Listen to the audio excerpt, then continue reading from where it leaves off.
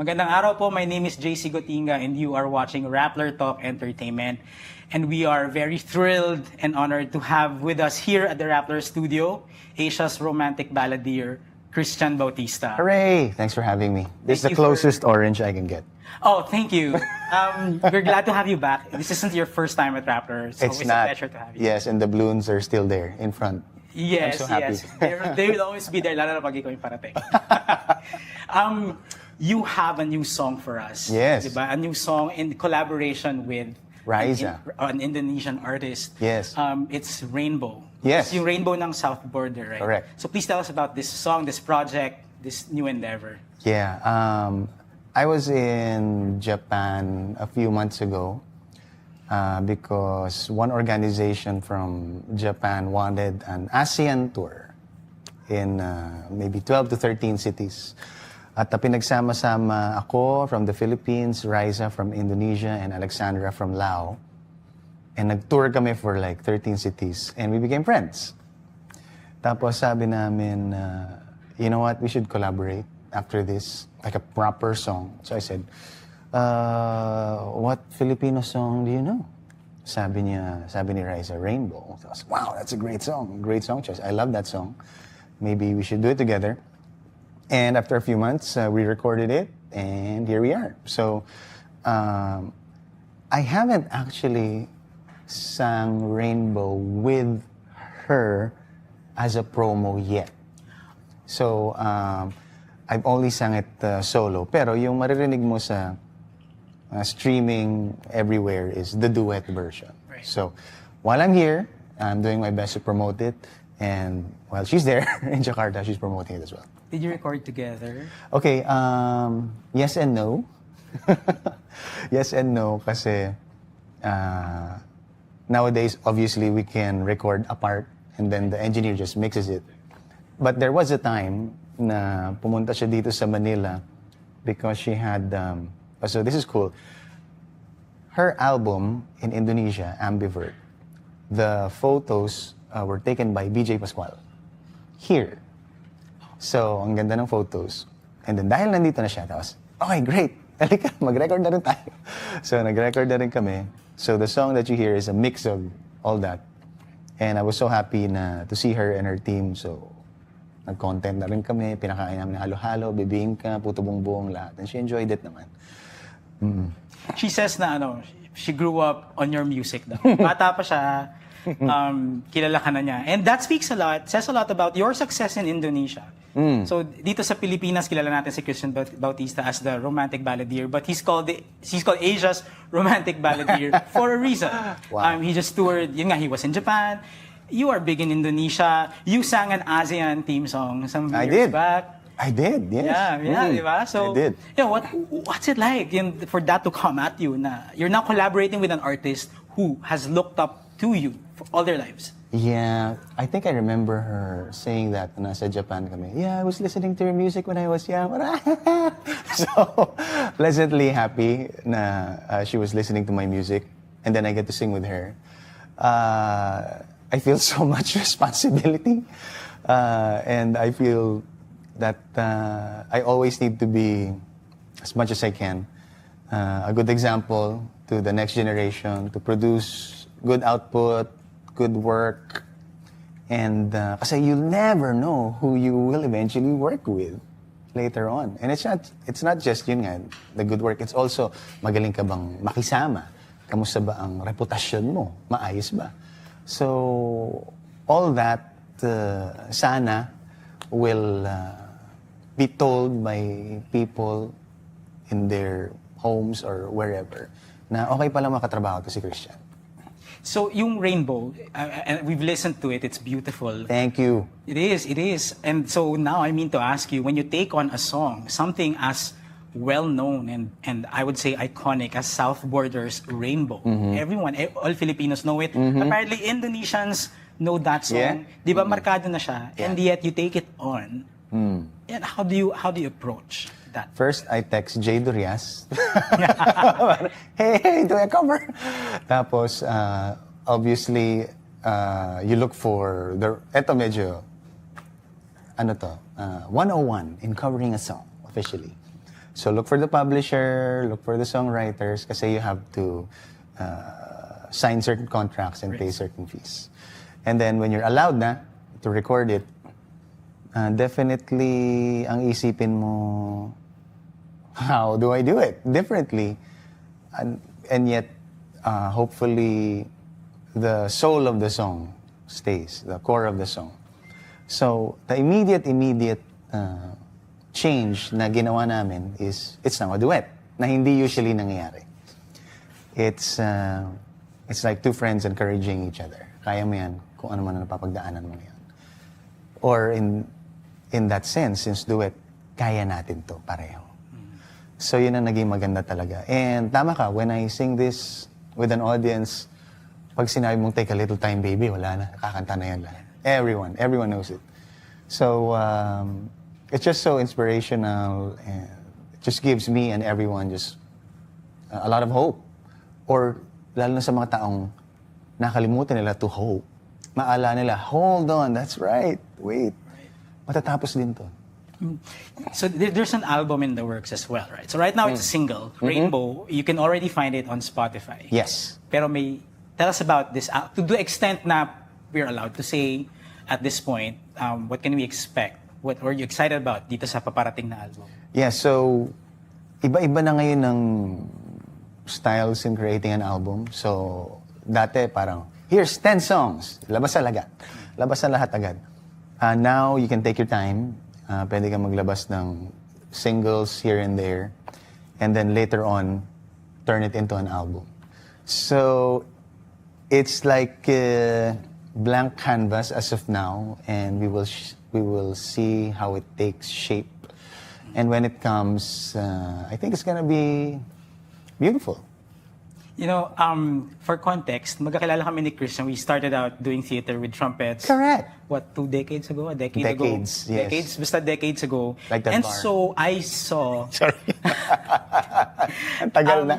I had the privilege of watching his career start. From both sides. Watching, listening to the songs as they come out. But also, nandun ako sa mga tambay, nandun yung mga producers niya, talking about it before it comes out. So... I'm glad to have witnessed it. Oh, thank you. So now, meron kang, your body of work includes hits that are tied to you, like The Way You Look at Me, Color Everywhere. There's songs na pag binanggit, Christian Bautista. But then also, you have a body of work that are covers. Yeah. And from where I stand, for example, you put out an album of Jose Marichan covers. Yes. And it became yours. Those songs, already classics by Jo Marichan. You've taken it and added that Christian Bautista brand to it. I don't know, how do you feel about that? Looking back, and then now you're collaborating internationally. Of course, it's not the first time, but yun, like, you have gone so far, is what I'm saying. Thank you. So many things to talk about there. Go, we have all the time. Well, surprise, I do have another Jose Marichan song out. It's another duet. It's called Let Love Be the Gift. This time naman with Abby Marquez. It's a Christmas song. One of his Christmas Abby songs. Marquez, the chef. Yeah, she sings. Oh, she does. Sings very well. That's amazing. Wow. Yeah, our food creator, Abby Marquez. So, when I was told I was gonna cover a lot of Jose Marichan songs, we had dinner with him, and basically I wanted his blessing, and he did. He gave it. So. The album was called Romance Revisited. And the challenge was, ganun din, parang dapat hindi mawala yung ganun din, core and the soul of a Jose Marichan song, its lyrics, its beautiful melody. So, ang strategy namin for that album is, wag masyado lumayo, to be honest. Medyo close to the original. And I'll never forget what he said. Kasi parang, merong notion, di ba, na parang kapag nag-cover ang isang artist, sabihin nung listener, ay, nag-cover na naman. Bakit cover na naman? Ba't hindi original? Yung ibang mga tao may mga ganun na notion. Pero, kung ikaw yung artist at kino-cover yung song mo, ang sarap. Ang sarap ng feeling. Kasi, nai-introduce yung song mo to their fan base as well. So, parang, I think Sir John Marichan like give me a test during that dinner. Christian, do you remember the song The Way You Look Tonight? Yes, I heard it's My Best Friend's Wedding ni Tony Bennett. Sabi niya, did you know that it was sung earlier pa, like decades ago? Even decades ago than Tony Bennett. Kaya lang, nakaabot sa atin, sa era natin, in The Way You Look Tonight. It's sung in karaokes, it's sung in weddings. I would love for my songs to last that long. And it happens because of covers. So sa perspective ng artist, parang, yes, please, cover my songs. Yes. Cover it. So, It affirms your success. It affirms that you've also made your mark. Yeah. Also, yes. So, that's what I do. Sometimes I do originals, sometimes I do covers. Also because marami na agad may alam sa isang cover song. And at the same time, we want to keep our classics going. Exactly. There's a reason they're called classics. Let's talk about your success in Indonesia. Because not everyone, not every artist succeeds in their own country, much more in another. And syempre, it's the way the world is. You know, Western acts will definitely have right away a ticket to global fame simply because they're from the West. So it's kind of extraordinary, diba? We celebrate it when a non-Western act, in our case, since we're Filipinos, a Filipino act makes it big elsewhere. Kaya sikat. Lea Salonga, SB19 now, and we have you. What's it like? What does it take to break through a market beyond your own country? It's very hard. How hard? Tell us. It's very hard. It takes a lot. Hopefully, also, the people in that specific country believes in you enough. Believes in you enough to invest heavily into marketing, promotions, tours, and hopefully, the audience picks it up. Hopefully, they like it as well. Okay, kasi, sorry, are you done or am I interrupting? Go ahead. Yeah, no, kasi laging binibiro sa'yo na hindi ka marunong sumayaw, di ba? In fact, Hindi talaga. You have made, di ba? He's done numbers to poke fun at the fact that he feels like he's not able to dance. Yeah, it's fun. I like it. Di ba? So, but now it's the era of P-pop. So, you know where I'm leading to, di ba? So, ngayon, parang, you know, the more talents you have in your arsenal, I guess, the better for you as an artist to put yourself out there. Yes. You are a balladeer. So that's like, from looking at the spectrum of music, medyo malayo siya dun sa what's in vogue now, which is yung a song and dance act, like K-pop, P-pop, right? Yeah. So how do you position yourself? How do you, because before we came on, we were talking a bit about, you mentioned longevity, how it's important for an artist. Of course, any artist would aspire to longevity. So para sa'yo, how do you navigate? Kumbaga trans-decade ka na eh. There's a certain era of OPM. That's a good word. Diba? Okay. Diba kasi nung time na yun, sikat yung mga belting, diba kasabay mo sa Singing contest. Ganyan, right. And then, nagkaroon ng banda, na ngayon dito tayo sa P-pop groups where there's a lot of dancing, and there's a lot of production going on. Yeah. How does an artist like yourself stay on? Okay, it's also maraming pwede isagot dito. So, love songs will always be there. Hindi siya nawawala. Even our talented P-pop artists, after their dance songs, meron din sila sometimes mga ballad songs. So, hindi talaga nawawala yan. To cater now to the TikTok dance audience, what I do is I also poke fun at myself by dancing, for example, the first step of the hits, for example, of SB19. Halimbawa, kung gento, gagawin ko lang yung first step. Gento! Then I cut. So, parang nakakainis siya. Mas nainis yung mga tapa. Parang, where's the second step? No, that's all you get. So, pinapakita ko rin na, game din ako makisali sa trend to an extent. But at the same time, as for longevity, after your first single has been released, dapat pinaplano mo na yung next mo, dapat pinaplano mo na yung third mo, pinaplano mo na yung concert mo, pinaplano mo na yung, again, your tours. So, and then some will work, some will not. How do you adjust? Mag-iiba ba yung style mo, yung genre mo? Mag-original ka ba muna? Magko-cover ka ba muna? Ang daming mong pwede gawin. Especially now in the digital generation, makikita mo lahat ng insights agad. On your Instagram, TikTok, YouTube, you see what works. You see where your fans are. So, sa Spotify, merong app na tinatawag na Spotify Art for Artists. Right. And then doon makita, your fans are in Quezon City. Alam mo yun, most of your fans are, great, let's do shows in Quezon City. So, pwede mo na sila ma-target. And, of course, it's always easier if you release a song and then, bam, everyone just falls in love with it. Then everything's easy. Pero when it's not, so that's when you should have a team behind you na willing to, again, parang support you, be with you, talk about different strategies, and that's where I am now with Nima. It's my company with my wife. We're partners. And we talk about different digital strategies for me and other artists as well. Abby Marquez is under us as well. So talagang it's a whole new world. Pwede mo nang... Dati kasi parang decades ago, gagawa ka ng plan, ilalabas mo, kaya lang bago mo makuha yung data, ang tagal.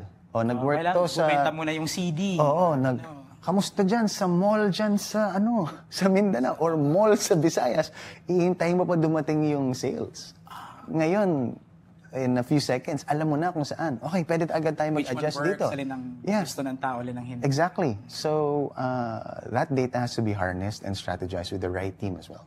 So, amid all of this, what do you think is your brand? Yes, kasi sabi ko lang, Asia's romantic balladeer. But from your perspective, what do you bring to the scene?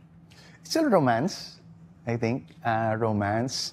I like to connect to my audience. I like to charm my audience as much as I can. Every time I sing to them, I love singing live. So, with an audience, ibang-iba pa rin talaga kasi iba yung energies nyo na binibigay sa isa't isa. I love looking at them straight in the eye.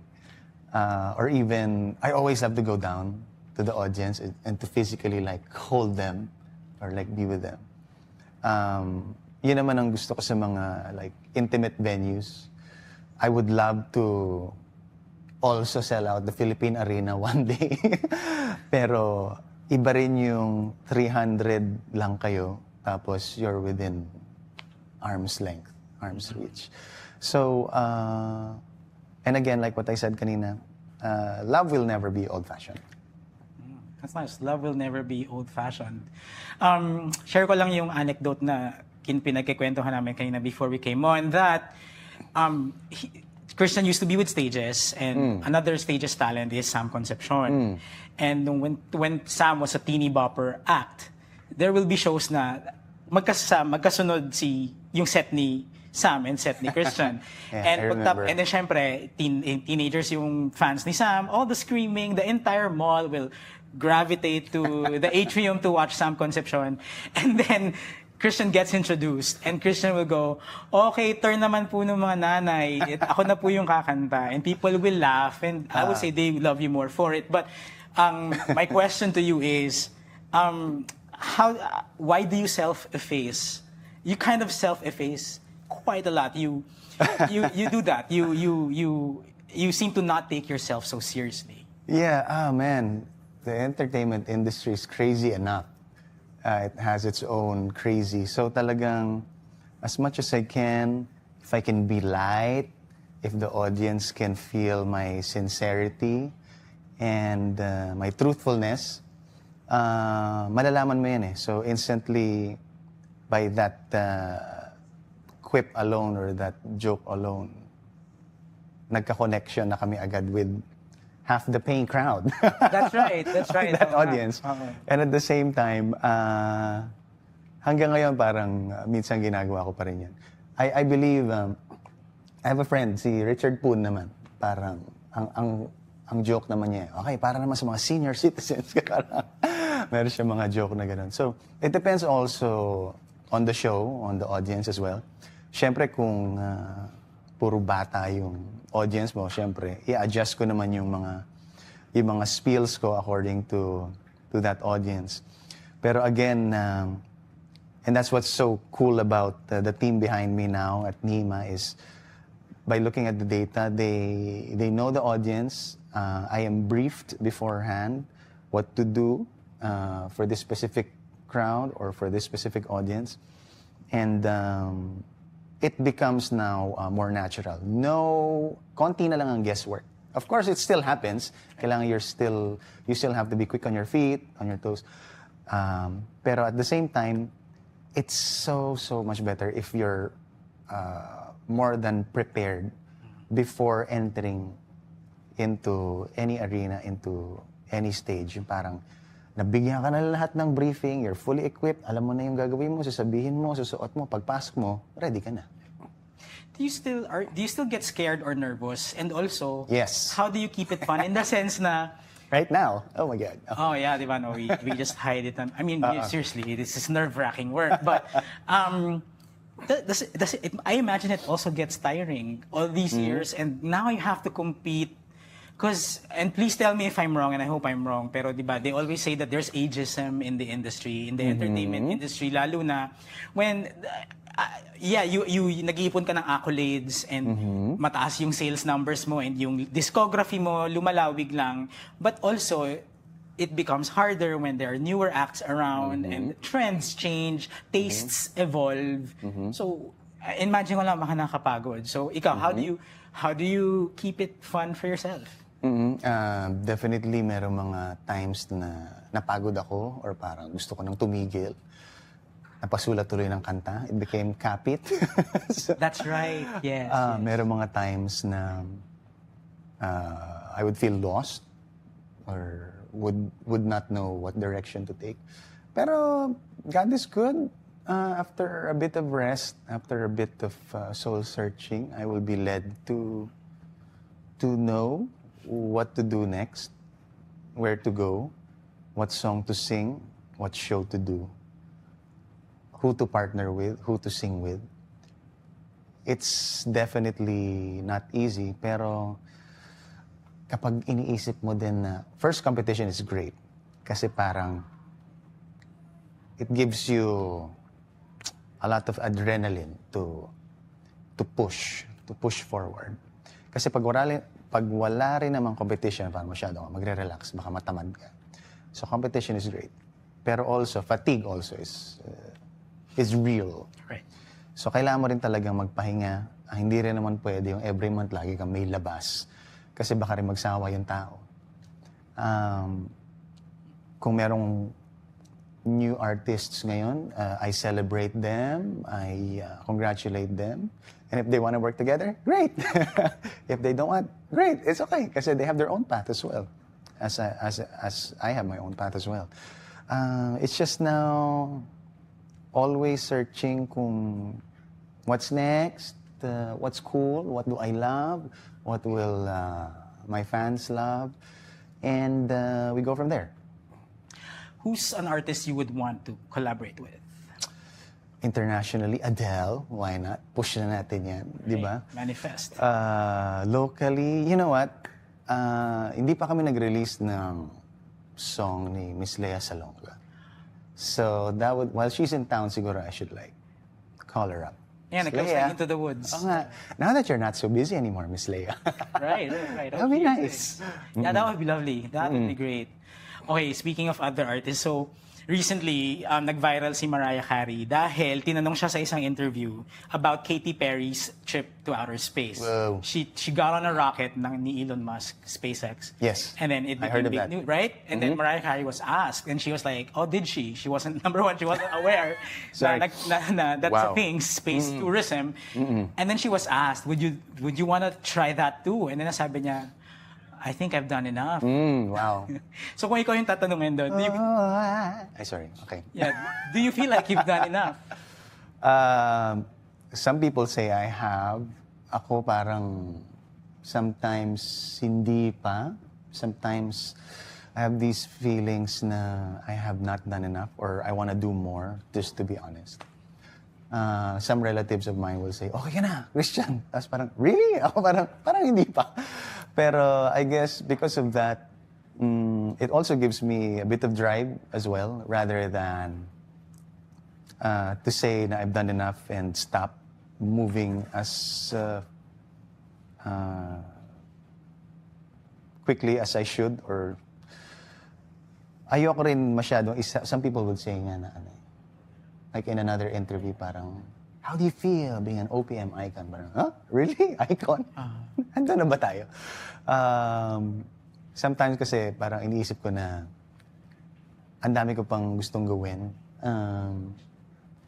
And my wife gives me that energy as well. So I love her support. And talagang malalaman, I guess, hanggang ngayon si Sir Jose Marichan kumakanta pa rin, di ba? Every Christmas. Si Sir Gary, Sir Martin, Sir Ogie, my goodness. Talagang they're still there. But at the same time, when I was starting, I would sing with Sir Basil Valdez and Ivy Violan. And there will be a time, definitely, na rest has to happen. Especially if your body can't take yung araw-araw na trabaho na anymore. And okay rin naman na magpa-miss ng konti. Adele does that. Yes, she does. You're absolutely right. Konti lang ang album na nirelease niya. Right. But the world loves it. You're absolutely right. Yeah. Yeah. You mentioned, because I was going to ask, when you were starting out, when you say balladeer, naisip ng tao, si Martin Rivera. At the time, in fact, diba, when you were in Star in a Million, you had some interaction with Martin Rivera. Yes. Tas ngayon, pag sinabing balladeer, you're the one who comes to mind. Thank you. Okay. So,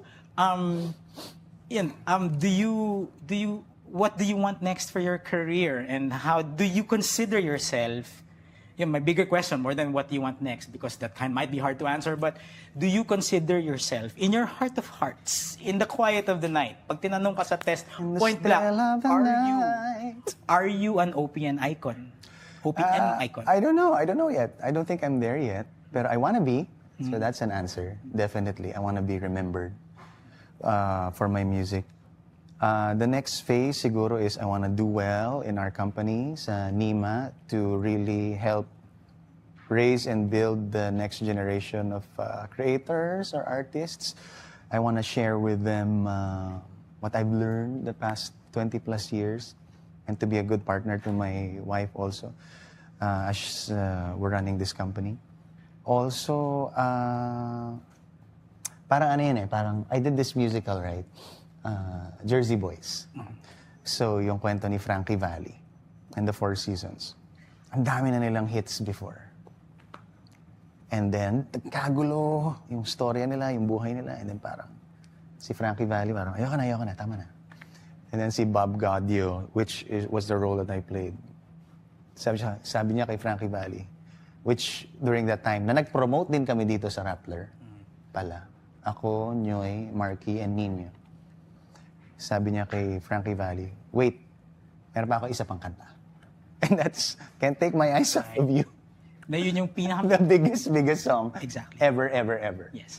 So, if that happens to me at one point in time, that'll be so cool. Really amazing. Which, I believe also na Constant Change, yung album ni Sir Jose Marichan, was not necessarily his first album. It was like a few albums later. And of course, Christmas in Our Hearts, a few albums later. If my research is correct, yung Maroon 5, before they made it big, a few albums, not their first also. So meron din mga ganong kwento. Sabrina Carpenter, very recent. A few years after, saka siya nag-explode. So, kung magkaroon ng second or third wind, why not? That'll be so cool. Right. So the best may yet lie ahead. The best and biggest, right? It may come, yes. Yeah. And on that note, if you hang on, thank you, because you are going to be treated to a live performance of Christian's newest single, sung as a solo for now, because obviously Raisa is not here. Yes. And for it to be live, he'll have to sing it by himself. Yes. So this has been Rappler Talk Entertainment. My name is JC Gotinga. Thank you, Christian, for Thank coming you. to Rappler. Thank you so much. Sa Thank you. uulitin. Yes po. We're always open to you. Kung may Thank you. kwento ka, may kanta ka. Thank you. This is Christian Bautista with Rainbow. Here we go.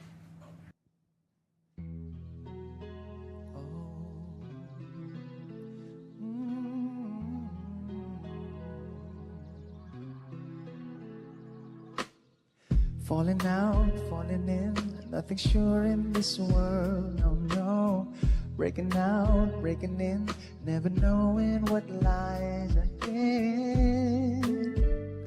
We can really never tell it all. No, no, no.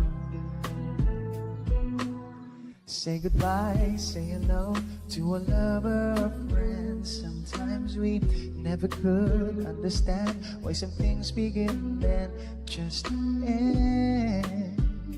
We can really never have it all. No, no, no, no, no. But oh, can't you see that no matter what happens, life goes on, and so baby, just smile, 'cause I'm always around you, and I'll make you see how beautiful life is for you and me. Take a little time, baby, see the butterflies' colors, listen to the birds that will sing for me and you. Can you feel me? This is such a wonderful place to be. Even if there is pain now, everything will be alright. For as long as the world still turns, there will be night and day. Can you hear me? There's a rainbow always after the rain.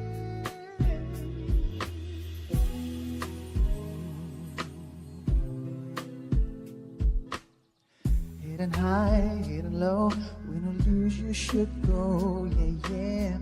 Getting warm, getting cold, weather could be so good or bad. But baby, this is life, now don't get mad. No, no, no, no, no.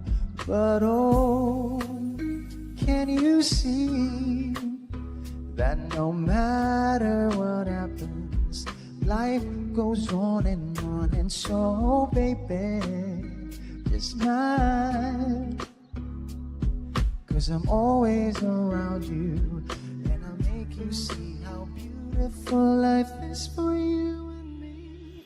Take a little time, baby, see the butterflies' colors, listen to the birds that will sing for me and you.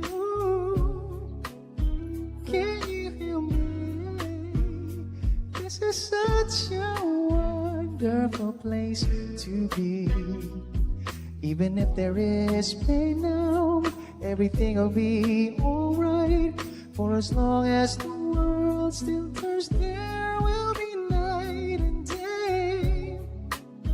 Can you hear me?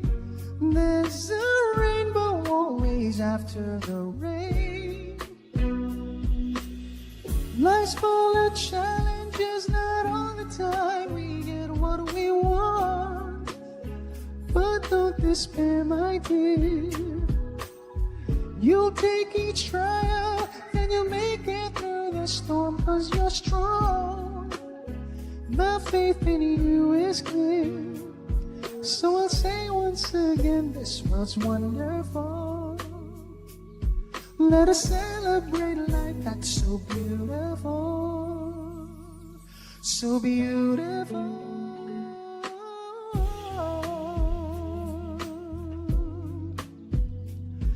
Listen to the birds that will sing for me and you. Can you feel me? This is such a wonderful place to be. Even if there is pain now, everything will be alright. For as long as the world still turns, there will be night and day. Can you hear me? There's a rainbow always after the rain.